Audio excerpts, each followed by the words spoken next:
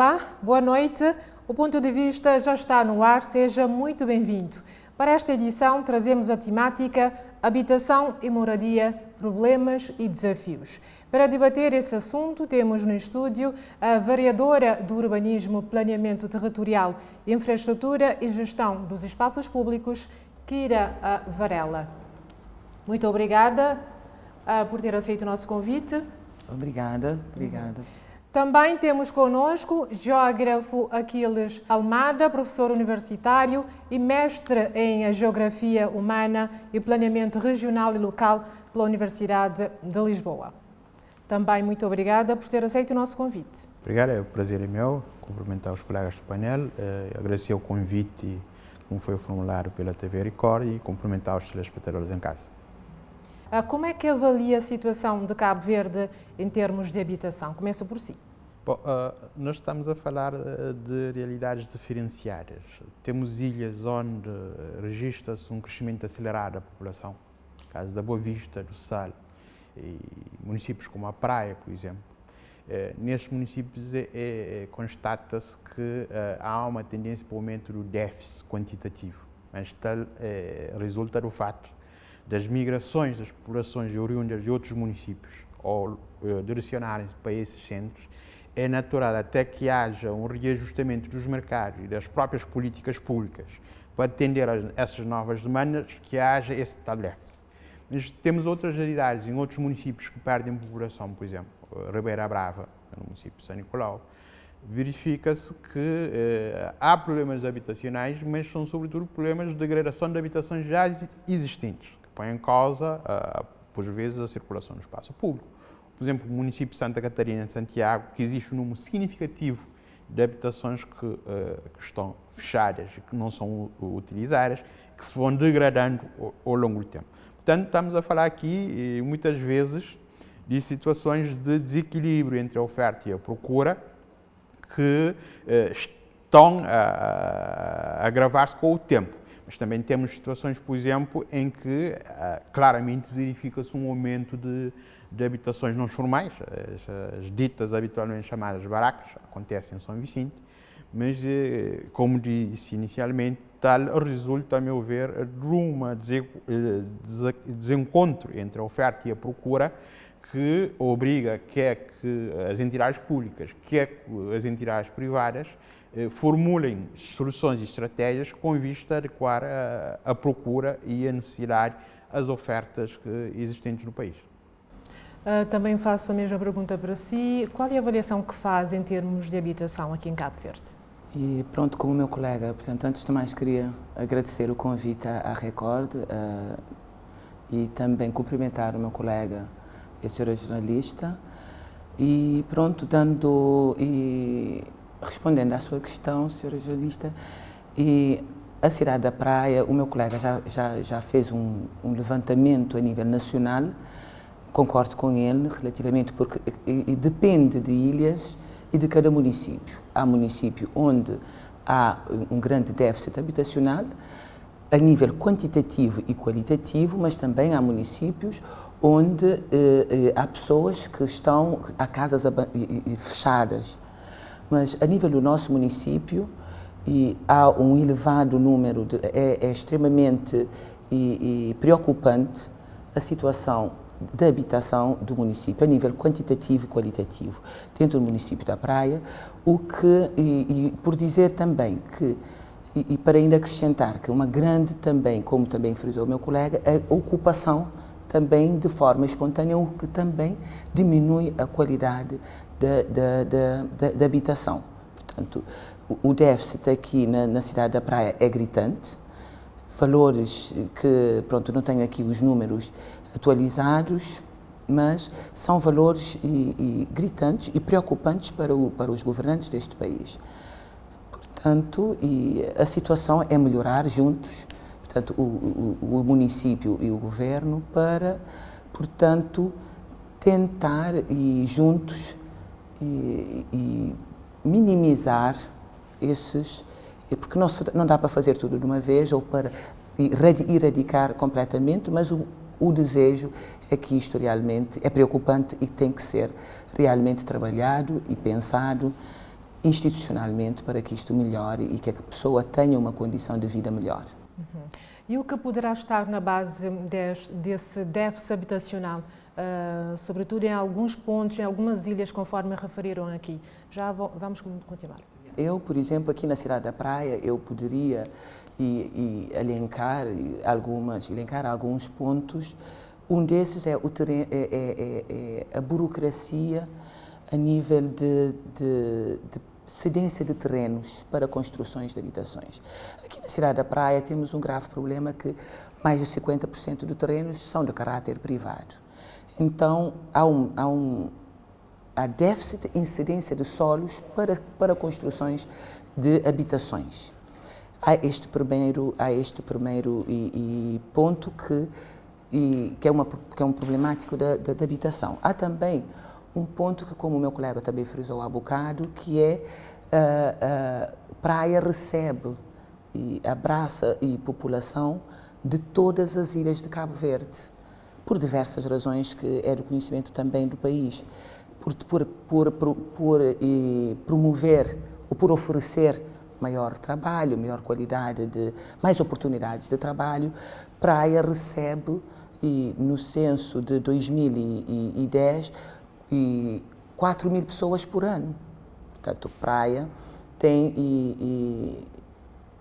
portanto, dando resposta sem solo e sem disponibilidade de receber, de abraçar de forma condigna a população, há realmente uma necessidade de se trabalhar em vários pontos. Já estamos a trabalhar nesses pontos, mas queria focar realmente no déficit que tem a cidade por não haver um solo disponível, na minha opinião, primeiramente solo disponível para a pessoa iniciar a sua construção de habitação. Mesmo critérios que a própria Câmara Municipal também da Praia, olha, a senhora jornalista pode ver, portanto, nos últimos 12 anos, e é o tipo de cedência para a construção de habitação. É importante dizer que só 3% da população da Praia consegue ter acesso à habitação condigna, para pagar rendas, com o salário que recebe, para habitar com dignidade. Mas como o município não fornece lote de terreno para construção de habitação, ou por ter facultado lotes nesses últimos 12 anos só em regime de venda, isto também aumentou bastante a qualidade das habitações aqui no município, no meu ponto de vista. Burocracia, incidência de terreno, não é? E deslocação de pessoas para centro urbano poderá estar na origem desse problema habitacional. Também tem esta visão ou tem outro ponto? Os movimentos migratórios fazem com que, de um momento por outro, a cidade da Praia seja confrontada com o aumento do número de habitantes. Isso tem implicações ao nível da cidade de termos mais infraestruturas, água, saneamento, energia, transportes públicos, para dar vazão a essa demanda, mas é necessário também mais equipamentos sociais, não é? Jardins infantis, escolas, espaços para a saúde, placas esportivas, para poder atender a essa demanda. Obviamente que os recursos públicos não são elásticos, não é? E a nossa capacidade também de planeamento ainda não é capaz de antever e acompanhar esse rápido crescimento populacional. Daí o que nós assistimos é um agravamento dos déficits, porque há maior quantidade de pessoas que vão usufruir pela mesma quantidade de serviços, de equipamentos e de infraestruturas. Isso faz com que haja um aumento da pressão sobre os equipamentos, sobre as infraestruturas, e, por um lado, diminuindo a qualidade dos serviços, mas também, por outro, agravando muitas situações de sobrelotação. Não menos importante também, como a senhora vereadora já frisou, é a questão da burocracia. Efetivamente, a questão do licenciamento de edificação em Cabo Verde digamos, é um grande problema. Mesmo nós, que já somos iniciados nessas matérias, muitas vezes, quando chegamos para pedir um processo de licenciamento, não compreendemos a lógica do processo. Isso porque, não obstante termos um sistema legal e institucional muito avançado ao nível do planeamento urbano, a questão do regime jurídico de edificação e urbanização é relativamente complexo.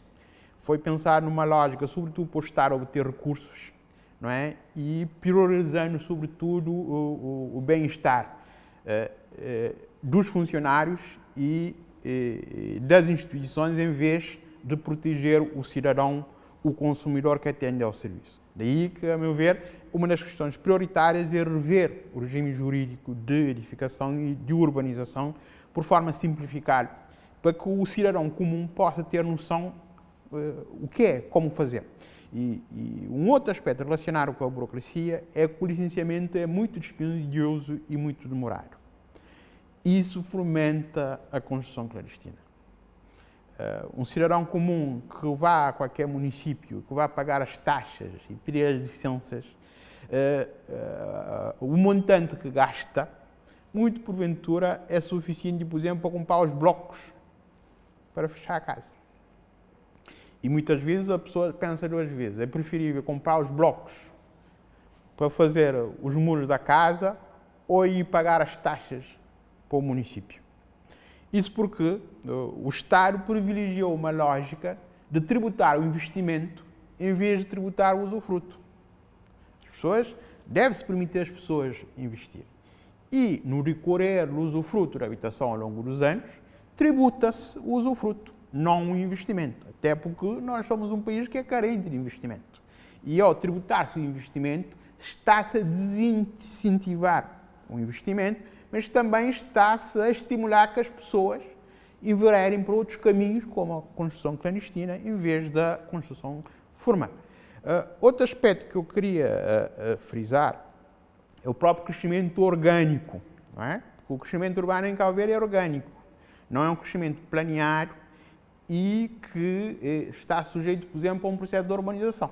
As pessoas parcelam o solo, identificam e logo vê-se como resolver o problema. Ou seja, no fundo, o processo de crescimento urbano faz-se predominantemente, não é? Ao critério de cada um, em função do interesse de cada um. Isso retira a qualidade ao espaço urbano, para além de afetar, obviamente, como aqui já foi frisado, a qualidade das habitações, mas também retira a qualidade ao espaço urbano. Torna mais difícil o acesso aos equipamentos sociais, às infraestruturas, por parte dos cidadãos, mas obriga que o município e o governo tenham que despender mais dinheiro para prestar esses serviços, torna o acesso a lotes para habitação mais caro, dificulta o desenvolvimento de atividades económicas como a indústria, como os serviços e o próprio turismo, porque muitas vezes essas atividades têm que estar a competir com a habitação pelo mesmo espaço, gerando incompatibilidades de uso do solo, obrigando a retirada ou impedindo que determinadas atividades económicas sejam desenvolvidas juntamente com a habitação. Portanto, para além de pôr em causa o bem-estar da população, diminui também ou dificulta o desenvolvimento da atividade económica. E isso obriga, a meu ver, a algo que é muito importante, a gestão urbanística, que é um déficit que nós temos em Cabo Verde. Nesse momento, praticamente todos os municípios já possuem um plano diretor municipal e nesse momento, vários municípios estão a desenvolver processos com vista à elaboração de planos detalhados que permitem, digamos, fazer uma gestão mais assertiva e racional do território. Mas isso não basta.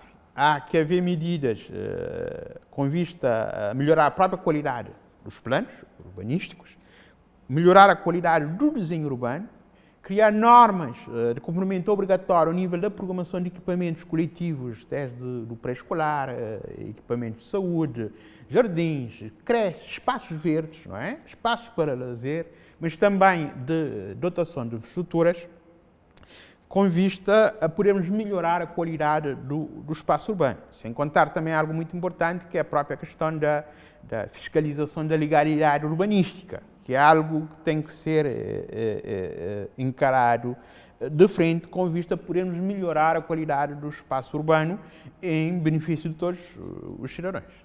A senhora vereadora concorda que, de facto, haja problema na questão do planeamento enquanto um fator que está na origem desse déficit habitacional? Se calhar, nem tanto o planeamento, mas a execução do planeamento. O planeamento, nesse momento, já está relativamente desenvolvido. Obviamente, haverá alguns planos que carecem de alguns afinamentos técnicos, mas o problema é, sobretudo, a aplicação e implementação dos planos de gestão urbanística. Exatamente. Aqui fez-se referência a várias questões, principalmente pela especialidade do Sr. Doutor, mas realmente a execução e a materialização dos planos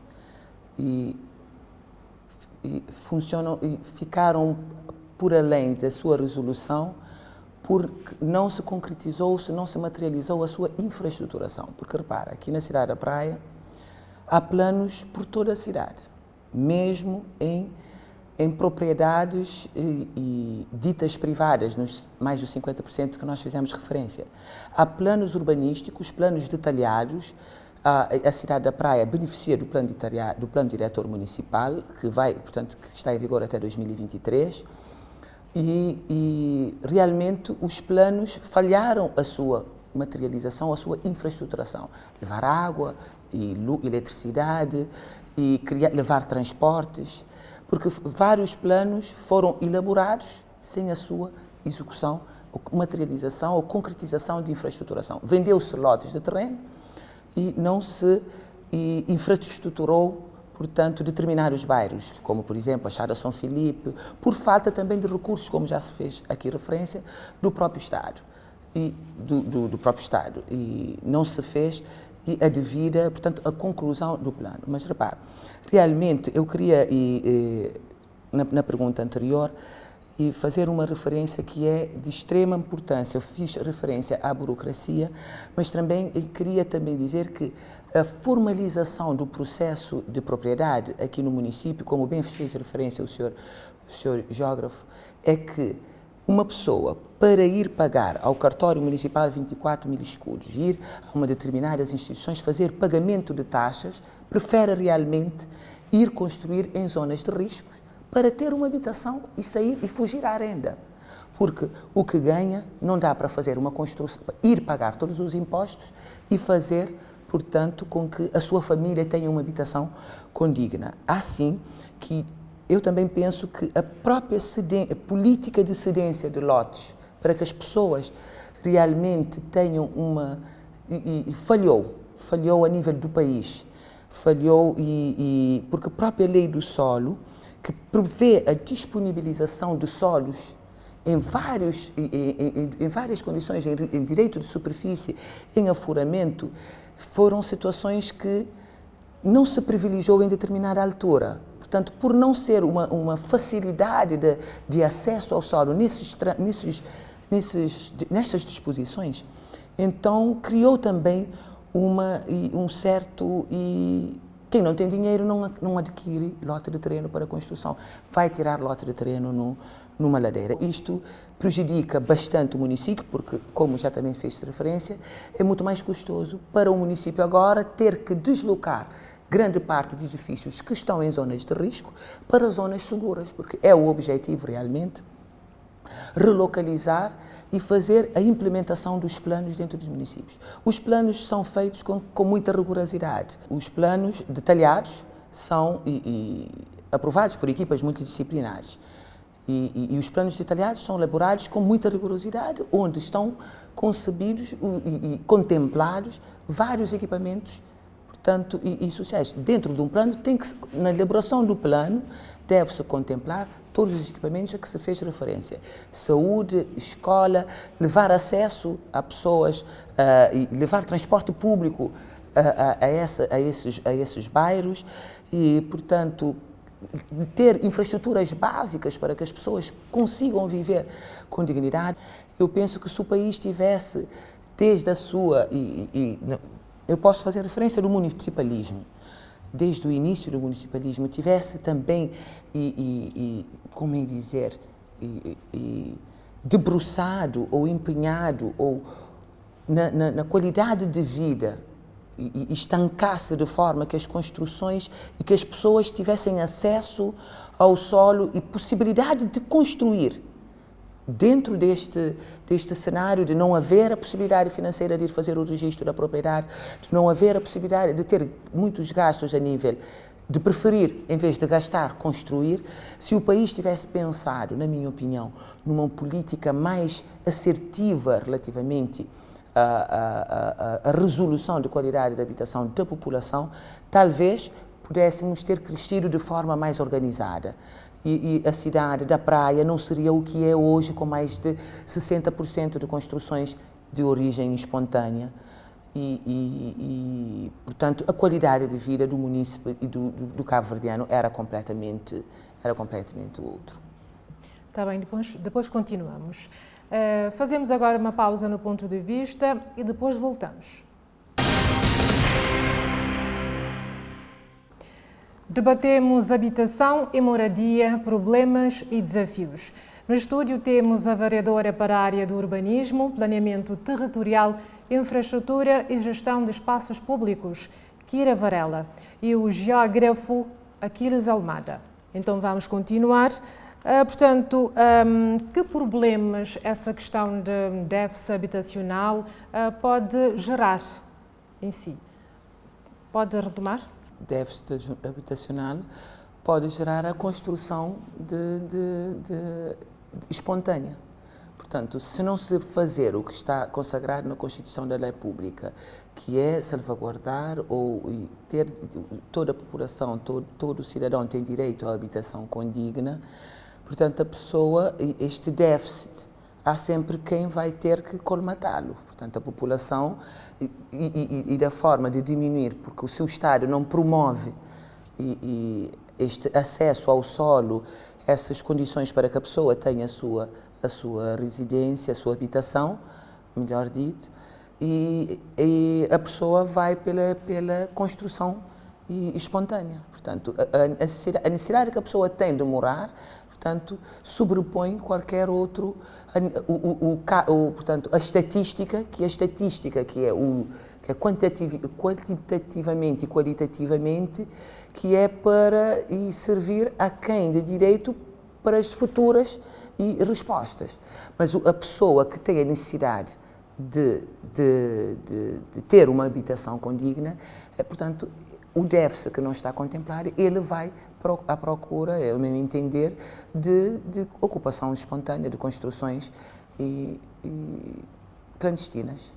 Senhor Aquiles, falando em questão de direito à habitação, direito à moradia, um direito que está consagrado na Constituição da República, pode ajudar a esclarecer esse ponto? Isso quer dizer que o Estado tem direito de conceder uma moradia às pessoas ou isso é num âmbito diferente? Bom, digamos que é um direito programático, ou seja, é um objetivo a realizar no tempo. Tal não quer dizer que o Estado, entenda-se por Estado, o Governo, o município e outras entidades públicas, estejam obrigados de um dia para o outro em fornecer habitação a todos os cidadãos. Tal não é execuível nem do ponto de vista físico, nem do ponto de vista financeiro. Mas quer dizer que o Estado e as demais entidades públicas, os municípios, estão obrigados a ter uma agenda e a elaborar políticas públicas com vista a suprir carências dos cidadãos. Mas tal não quer dizer que o Estado ou os municípios estejam obrigados a suprir a carência de todo e qualquer cidadão. Quem tiver solvência e capacidade económica deve ir para o mercado e resolver o seu problema habitacional.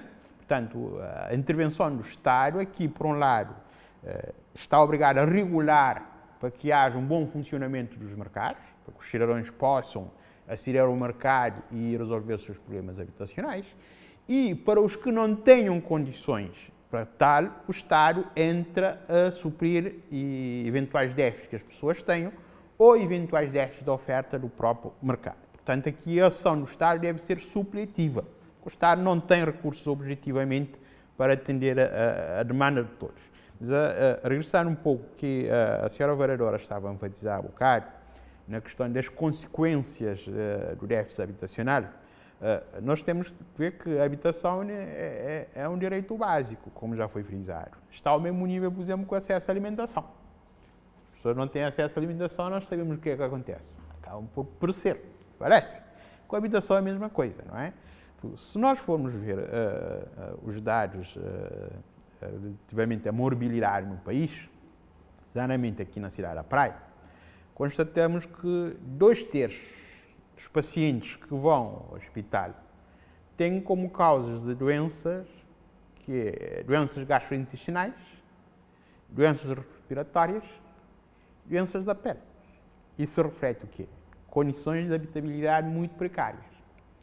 Bastava, entre aspas, resolver o problema da habitação, 2/3 dos pacientes que frequentam um hospital da Praia não poriam lá aos pés.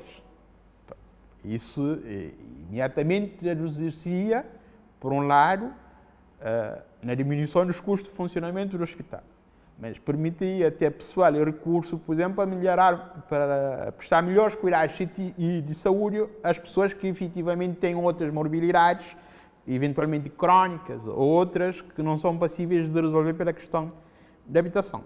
Mas o ganho maior seria a melhoria da qualidade de vida da população. Diminuição de dias de perdas de dia de trabalho, aumento da produtividade, melhoria de condições de habitabilidade, por aí fora. Mas não menos importante também a carência de habitações sujeita a população a riscos. A vereadora chama a atenção para a questão dos riscos naturais, mas também expõe-nos a riscos tecnológicos e a riscos sociais.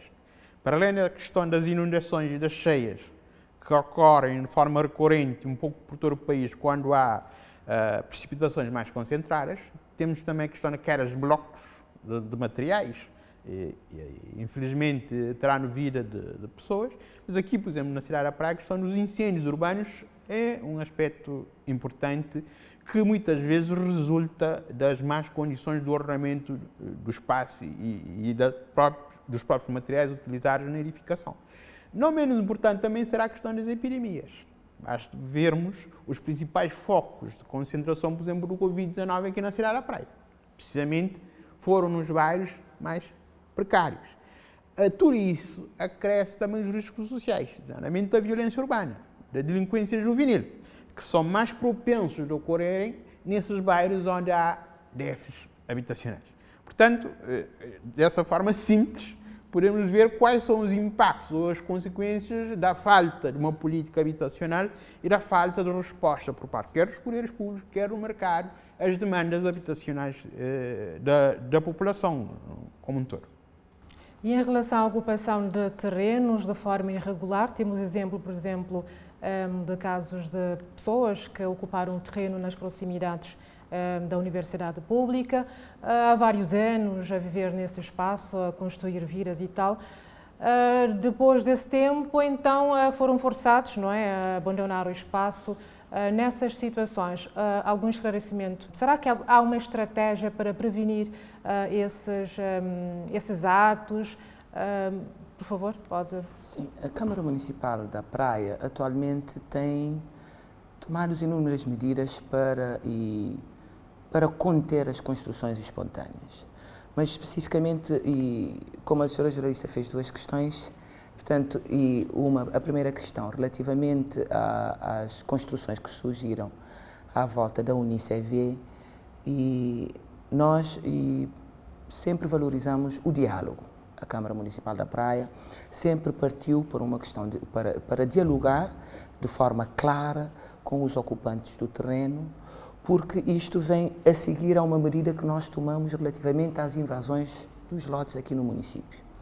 Nós tivemos que, como eu já tinha dito e tinha frisado anteriormente, mais de 50% do terreno no município é de caráter privado. Então, mas também já tem grande parte desses terrenos estão com construções, mas que não podem ser regularizadas por a Câmara não ter a total legitimidade de o fazer.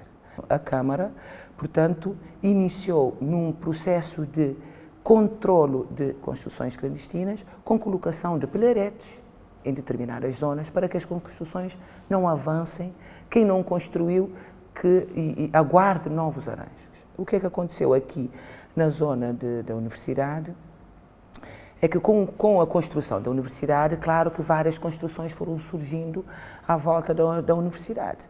Então num processo de muito diálogo, a Câmara realojou essas pessoas, a Câmara paga uma renda mensal a essas pessoas. Nós estamos a trabalhar, já temos concluído um plano e um projeto de loteamento já trabalhado para colocar e ceder lotes de terreno em regime de aforamento para esses moradores e desalojados da zona de Ribeira do Palmarejo. A Câmara concebeu projeto de arquitetura, projeto de estabilidade. Vamos dar o acompanhamento, vai ter um acompanhamento técnico para a sua materialização, a isenção de licença de construção para essas pessoas que estão nesta zona e para também melhorar o aspecto visual da envolvência e de toda a cidade. Estamos a trabalhar.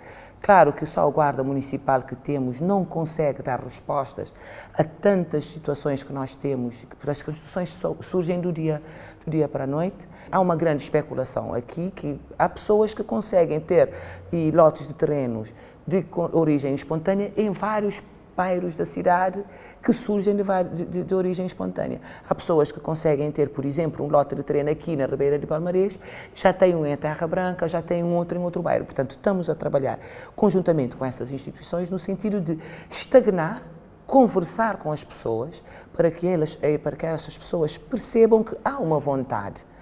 Vamos estudar, estamos a trabalhar em formas de ceder lote de terreno em regimes acessíveis à pessoa de baixa renda, mas este controlo de invasão tem que ser feito e temos que contar com o apoio de todos, porque a cidade é de responsabilidade de todos nós.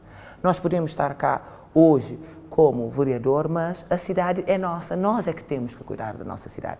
Nós é que temos que também ser fiscais para que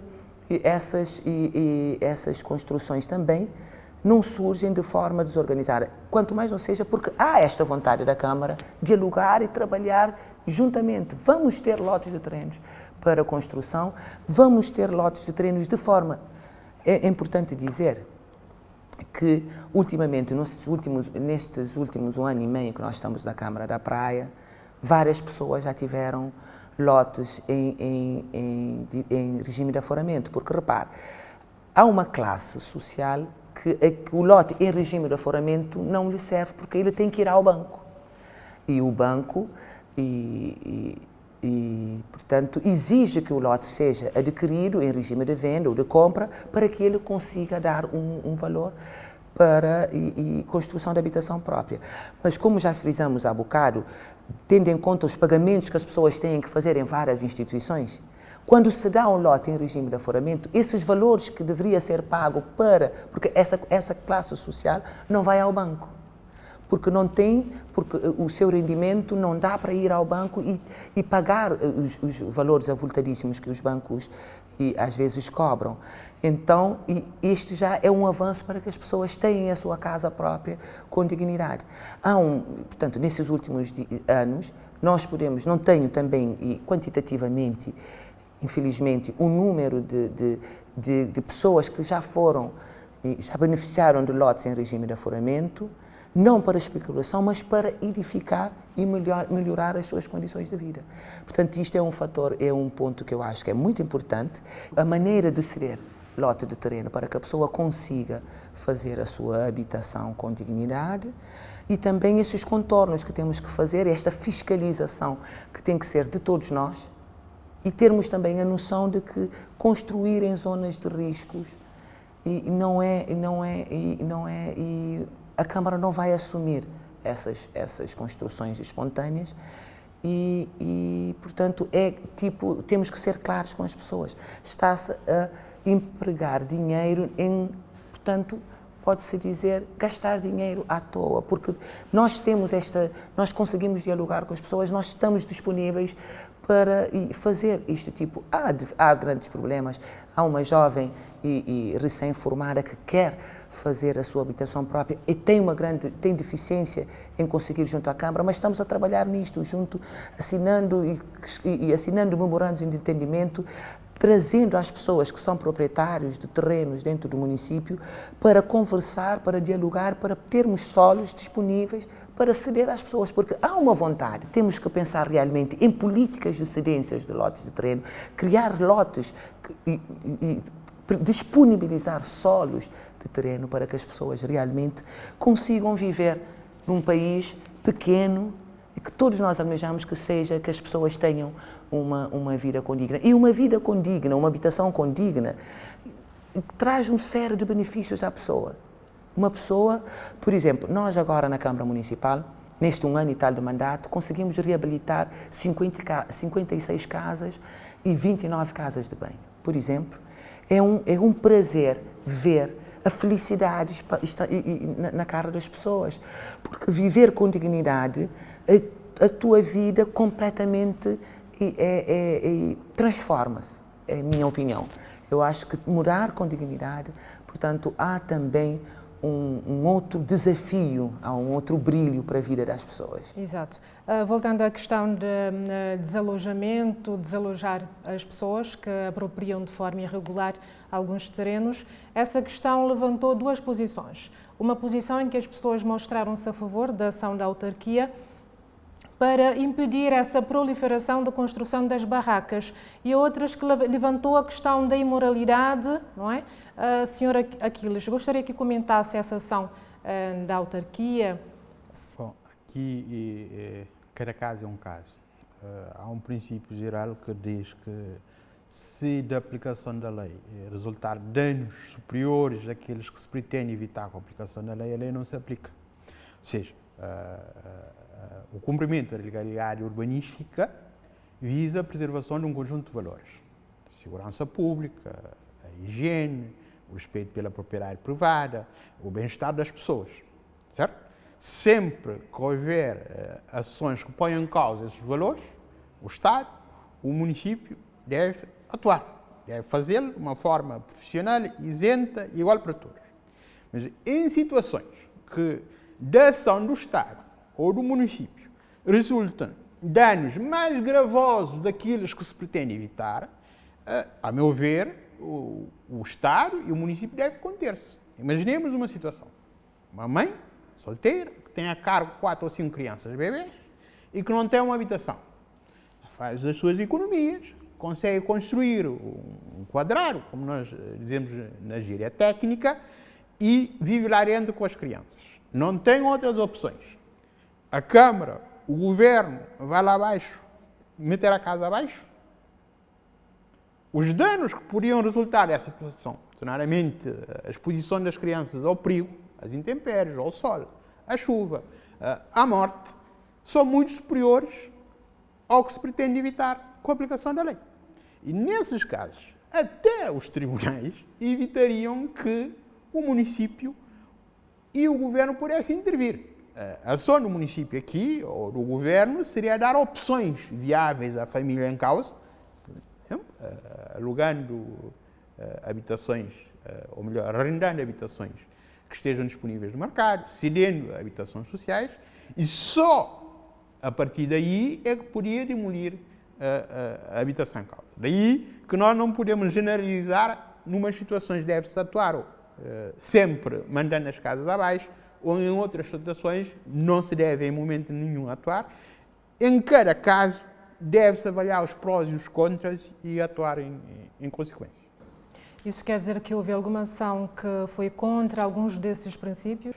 Não tenho elementos que me permitam dizer que, eventualmente, terá havido excessos de atuação por parte da entidade A, B ou C ou D. O que estou a expor é um princípio geral que, enfim, deve presidir toda a nossa atuação, quer enquanto entidades públicas, quer enquanto cidadãos. O cumprimento da lei não é um objetivo per si. O que se pretende é preservar determinados valores. Senhora Vereadora, vamos só fazer mais uma pausa, daqui a pouco retomamos para continuar esse assunto. Está bem? Okay. Fazemos mais uma pausa no ponto de vista. Voltamos daqui a pouco. Não saia daí.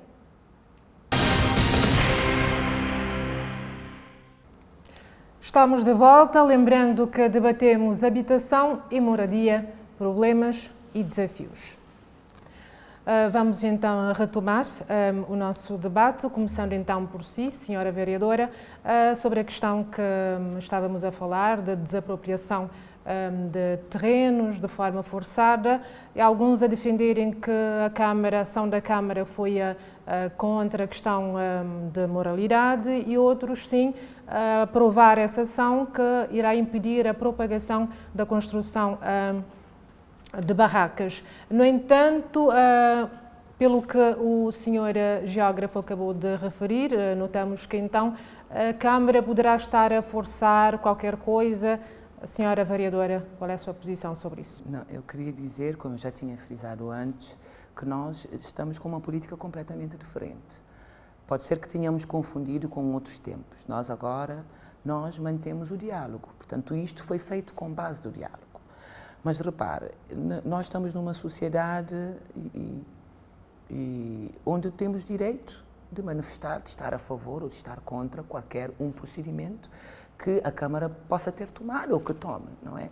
Isto é legítimo que nós não consigamos agradar a todos, mas é importante que isto também, que a população lá em casa e saiba que a Câmara fez essas intervenções num processo de total diálogo, tanto assim que as pessoas estão em casas com condições mínimas de habitabilidade.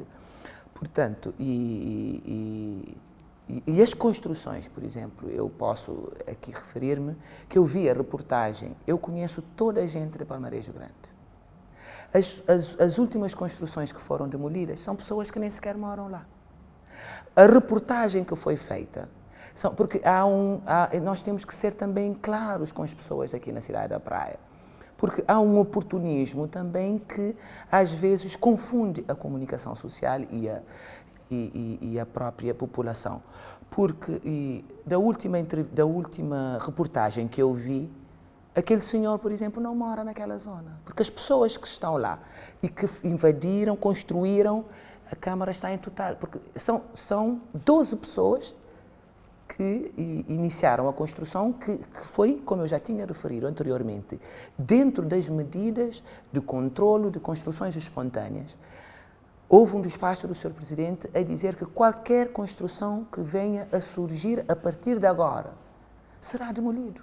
O Presidente da Câmara tem a legitimidade de demolir em qualquer edifício que aconteça dentro do município, de modo a desestabilizar algum plano, como mesmo o Sr. Geógrafo já disse, e criando constrangimentos para possíveis condições que se prevê dentro de um plano urbanístico que está-se a trabalhar.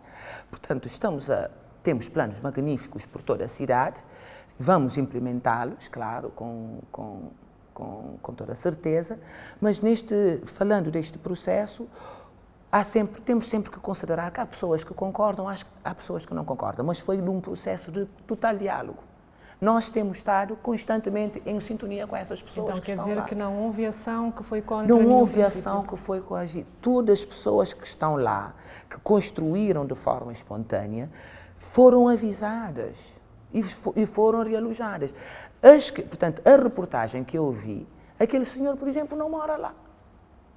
Pode ter ido visitar alguma família e dizer que fez aquilo. Temos que estar, nós estamos cientes disso, nós não vamos demolir construções de forma com pessoas lá dentro a morar e não sei o quê. Não, porque não faz parte também da nossa política, porque não é esta a política que nós defendemos e não é também, o povo confiou-nos os seus votos para também, juntos, ajudarmos uns aos outros, não é?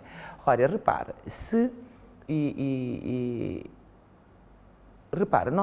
a população da Capadócia eram populações que estavam em zonas de risco. A Câmara, tendo condições de realojar faz este realojamento. As pessoas estavam em zona de perigo, em propriedades também privadas, foram todas realojadas para as casas para todos que a Câmara da Praia, portanto, da classe A, que estavam a favor da Câmara da Praia. Portanto, há esta total abertura, em primeiro lugar, o diálogo. Mas também temos que respeitar-nos uns aos outros, não é? Porque assim é que se faz uma cidade também, uma sociedade com respeito. Portanto, nós antecipamos às pessoas com as nossas medidas, o que vamos tomar, o que vamos fazer, para que as medidas, é para que nós, todos os praienses e os cabo-verdianos, tenhamos uma vida melhor daqui a 2050. Portanto, as medidas que estamos a tomar é precisamente para beneficiar a cada um daqueles que que estão naquela zona ou naquele bairro. Portanto, o nosso único objetivo, e como eu já disse, é o diálogo, é o respeito, para que depois não haja uma outra força a ser empregue. Portanto, temos que ouvir, respeitar, porque os planos têm que ser respeitados e os objetivos da cidade também.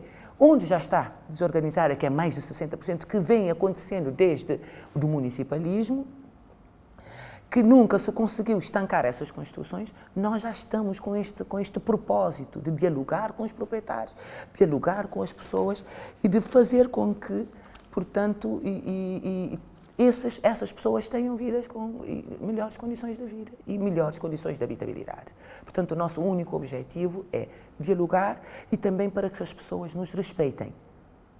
Para que nós já tomamos uma medida e as pessoas não respeitam as medidas que já foram tomadas, denunciadas, conversadas.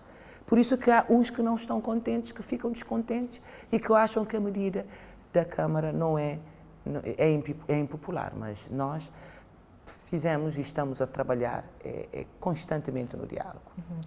Senhor geógrafo, tem algumas considerações relativamente a... Eu sublinharia alguns aspectos. É importante que o crescimento da praia, qualquer município no país, seja um crescimento planeado. Antes de mais, que elaboremos planos, que a partir daí possamos fazer o parcelamento do solo, urbanizá-los e só depois edificá-los, por forma a termos um espaço urbano de qualidade, com ganhos ao nível da qualidade de vida, ao nível da eficiência da atividade económica, do bem-estar do país, da nação, do cidadão como um todo. Nessa medida, eu creio que é importante condicionar a transação de solos à existência de espaços planeados, parcelados e urbanizados. Quer os operadores privados, quer os municípios, creio que a essa altura do campeonato já não é aceitável vender terrenos, certo? Em descampados, para edificação, sem que previamente tenham sido planeados, tenham sido parcelados, tenham sido urbanizados, dotados de infraestruturas básicas, água, energia, saneamento, e só depois edificados. Se continuarmos com essa estratégia, nunca mais conseguiremos resolver esse problema. Isso para as áreas de expansão. Para as áreas já ocupadas, eu creio que é importante levar a cabo um processo de requalificação urbana, que, a meu ver, além do tratamento dos equipamentos, das infraestruturas, do espaço público, deve ter foco em duas questões. É relativamente à legalização das habitações. Porque não é normal alguém que tenha uma habitação ser pobre, em nenhuma parte do mundo. Isso porquê? A pessoa tem habitação, mas o Estado, o mercado, não o reconhece como um proprietário. Por exemplo, essa pessoa muitas vezes pode ter sobrevivência. Por exemplo, temos vários funcionários públicos que residem em vários bairros da cidade da Praia, que a habitação não é legalizada.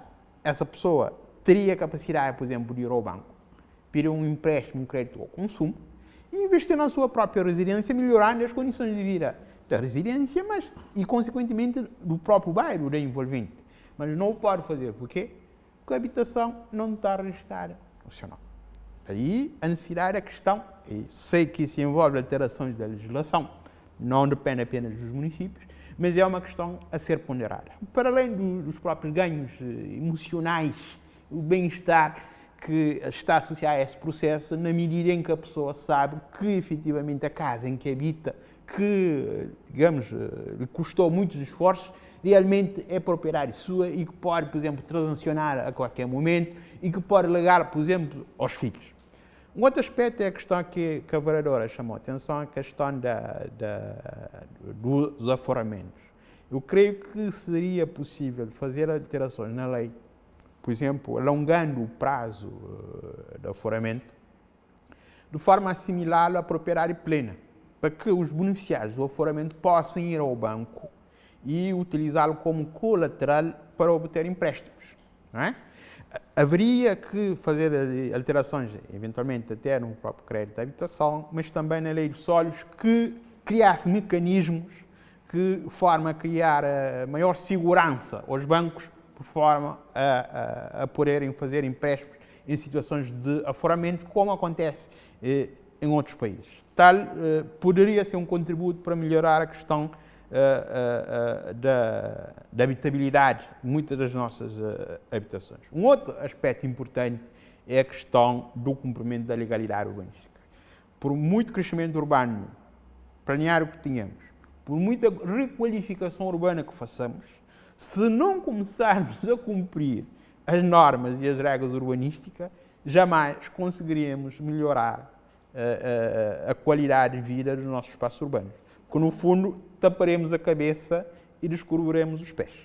Daí a necessidade, pelo menos, de intervirmos a esses 3 níveis.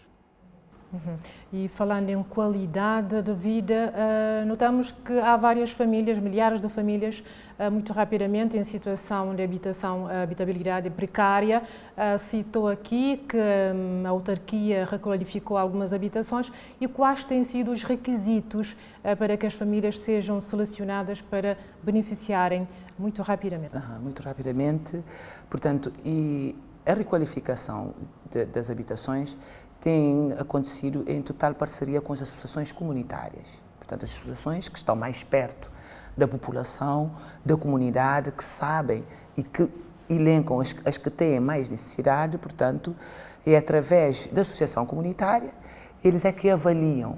Portanto, sabemos que num bairro há grandes problemas de habitação, com problemas de teto, de casas de banho, mas esta associação é que vai priorizar. Esta associação é que vai escolher quem é que vai ser beneficiado primeiramente. Portanto, a Câmara faz a avaliação financia, a Câmara financia, mas toda a responsabilidade é da associação comunitária, por estar mais perto da população, por saber, porque os problemas são, por exemplo, os bairros mais antigos do município, a Chadinha, Vila Nova, e são bairros, se hoje formos lá, há um déficit qualitativo habitacional enorme. Portanto, já se contemplou 15 casas, mas há uma necessidade de se contemplar mais 500 casas nestes bairros, só para ter a noção. Portanto, e é um trabalho que tem que ser contínuo, e a Câmara tem a perspectiva de dar continuidade neste trabalho, por isso que é uma responsabilidade, inteira responsabilidade dos municípios, trabalhar, que estão mais perto da população. Quer dizer que não existe um requisito que a Câmara propõe que vai ajudar nessa seleção? O requisito é a pessoa não ter condição, acho que a pessoa não ter a condição é o estado físico da casa, é o estado da casa, do edifício portanto, o levantamento socioeconómico da família, portanto, faz o levantamento socioeconómico da família, não tem capacidade de fazer por si só, e o estado também de degradação do edifício. Portanto, os requisitos estão o estado da degradação e também a condição socioeconómica da pessoa que será beneficiada junto numa parceria entre a Câmara e as associações comunitárias. Senhor Geógrafo, já vamos caminhar para a reta final. Muito rapidamente, propõe algumas medidas, algumas políticas públicas para serem implementadas no sentido de melhorar esse déficit habitacional. Quando falamos em política habitacional, nós não podemos pensar apenas na moradia, no fogo, em que a pessoa usa diariamente. Há todo um conjunto à volta que também tem que ser intervido. Daí a complexidade dessas matérias e isso explica também o custoso do ponto de vista financeiro. Porque não adianta muito a pessoa ter uma boa habitação depois não ter acesso, por exemplo, a transporte público que lhe permita deslocar da casa para o emprego, não é? Não adianta muito ter uma boa habitação, por exemplo, se não tiver água, se não tiver saneamento, se não tiver eletricidade, mas se também não sentir segurança no espaço. A qualidade continua sendo deficiente. Portanto, basta vermos aqui, por exemplo, o déficit de espaços verdes que nós temos aqui na cidade da Praia, em Cabo Verde. Muitas vezes nós queremos sair à rua para ir passear com os nossos filhos, não é? Ou com os cães, por exemplo. Nós não temos um espaço verde qual podemos ir lá tranquilamente usufruir e desfrutar. Podemos pôr equipamentos de base, por exemplo, espaços nos bairros para os jovens desenvolver atividades culturais, não é? Em vez de estarem, enfim, a fazer uso de drogas e em práticas outras pouco abonatórias. Daí que também a qualidade do desenho do espaço urbano é algo importantíssimo e que deve ser frisado e posto na agenda pública. Porque a qualificação do espaço público, as pessoas não habitam apenas nas casas, as pessoas habitam no espaço público. E o espaço público também envolve equipamentos, envolve infraestruturas, envolve praças, jardins, espaços verdes, equipamentos sociais e que funcionam como um todo. É o conjunto que dá qualidade de vida às pessoas. Muito obrigada. Por favor, suas considerações finais. Temos um minuto. Já vamos... um minuto. Mas é importante dizer que o tema era moradia e habitação, por isso é que frisamos bastante na questão da moradia e habitação. Mas temos a toda a noção de que, portanto, a qualidade de vida inicia-se dentro da casa, no meu ponto de vista, ter uma casa com dignidade, com infraestruturas básicas e depois sair à rua e ter também os equipamentos necessários, espaços verdes, estamos a apostar em espaço verde, e criar mais condições e mais espaços para que as pessoas tenham realmente e espaços de lazer. Mas é importante dizer que o déficit habitacional tem que ter, e a Câmara e o Governo têm que estar em total sintonia. É de garantir políticas públicas, é de grande responsabilidade também do Governo. É importante também que o Governo tenha políticas públicas. É importante dizer que nos últimos 7 anos o país não teve, portanto, não se pensou, o Governo não pensou numa política pública de habitação com grande estruturante. Por isso, pronto, eu agradeço a disponibilidade e até a próxima. Nós aqui agradecemos. Muito obrigada pela vossa disponibilidade aqui no programa. Ok, muito bem. Prazer foi nosso. Prazer foi nosso. E nós ficamos por aqui. Já sabe, se quiser rever o programa, é só acessar o nosso canal no YouTube. Muito obrigada pela vossa companhia. Fique bem e nós nos vemos daqui a 15 dias.